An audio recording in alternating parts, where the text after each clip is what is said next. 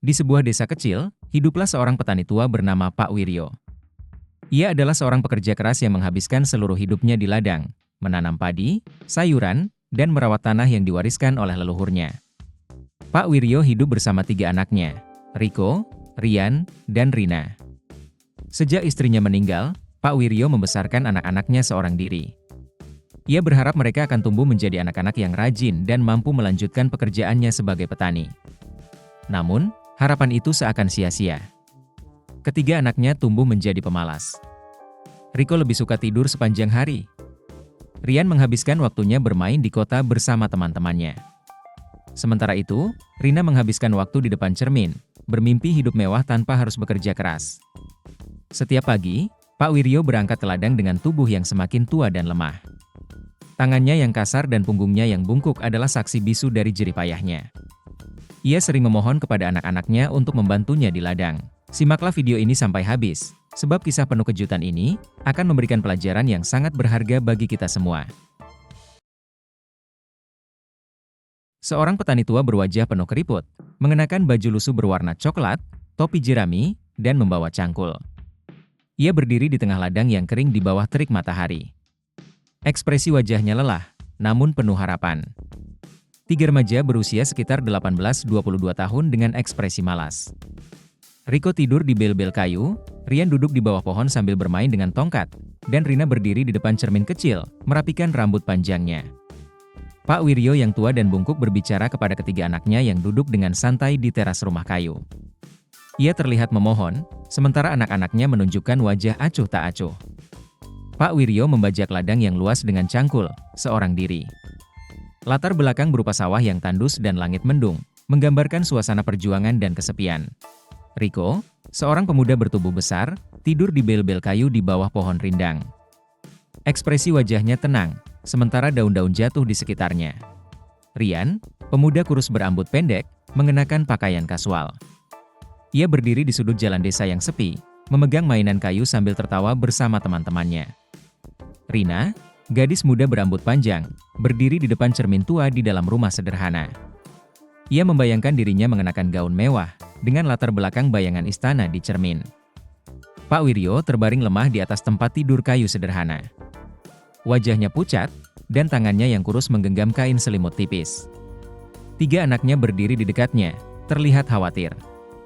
Pak Wiryo yang lemah memberikan pesan terakhirnya kepada ketiga anaknya. Ia menunjuk ke arah ladang dari jendela kamar, dengan wajah penuh harap dan kelembutan. Riko, Rian, dan Rina menggali tanah ladang dengan cangkul dan sekop. Wajah mereka berkeringat dan tampak putus asa, dengan tanah yang berantakan di sekitar mereka.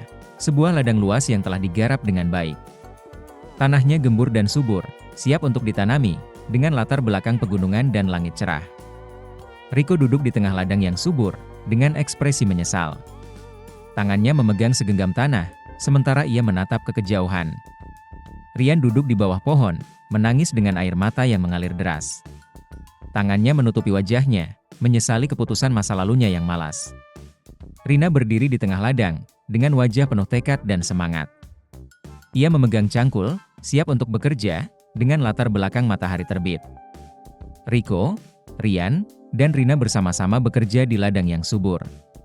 Mereka mencangkul tanah, menanam benih, dan menyiram tanaman dengan wajah penuh semangat. Ladang yang luas dan subur, penuh dengan tanaman padi yang hijau dan tumbuh dengan baik. Langit biru cerah, dan burung-burung terbang di kejauhan. Riko membawa karung berisi hasil panen di pundaknya. Wajahnya penuh keringat, tetapi ia tersenyum puas. Di latar belakang, terlihat lumbung padi. Rian membawa 2 ember air di kedua tangannya. Ia berjalan di tengah ladang yang panas, dengan ekspresi fokus dan tekun. Rina berlutut di tengah ladang, merawat tanaman muda dengan hati-hati. Ia memeriksa daun dan memberikan pupuk dengan senyum lembut.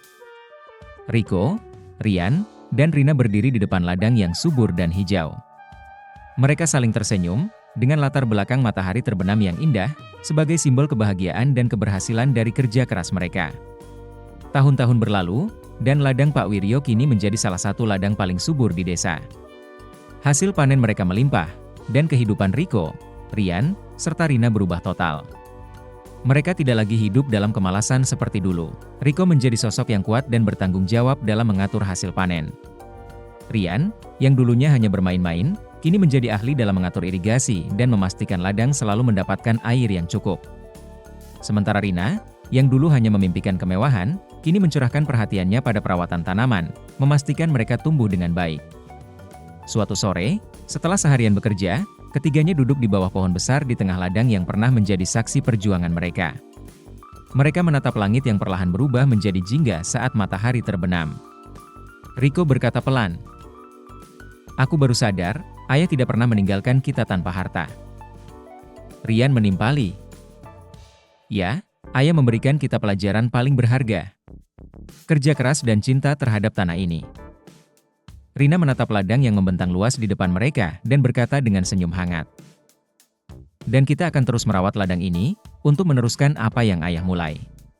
Ladang ini adalah warisan ayah, dan sekarang, itu adalah hidup kita." Matahari terbenam perlahan, membawa serta cahaya keemasan yang menyelimuti ladang mereka. Ladang yang dulunya kosong dan penuh harapan kini menjadi simbol dari cinta, kerja keras, dan pelajaran hidup yang akan mereka kenang selamanya. Warisan terbesar orang tua bukanlah harta benda, melainkan nilai-nilai kehidupan yang akan membawa kita menuju kesuksesan. Selama ada usaha, ketulusan, dan cinta, tidak ada yang mustahil untuk dicapai. Semoga pesan dari kisah ini bisa menjadi pelajaran bagi kita semua. Jangan lupa tinggalkan like dan komentar positif jika video ini bermanfaat. Terima kasih sudah menonton dan sampai jumpa di kisah berikutnya.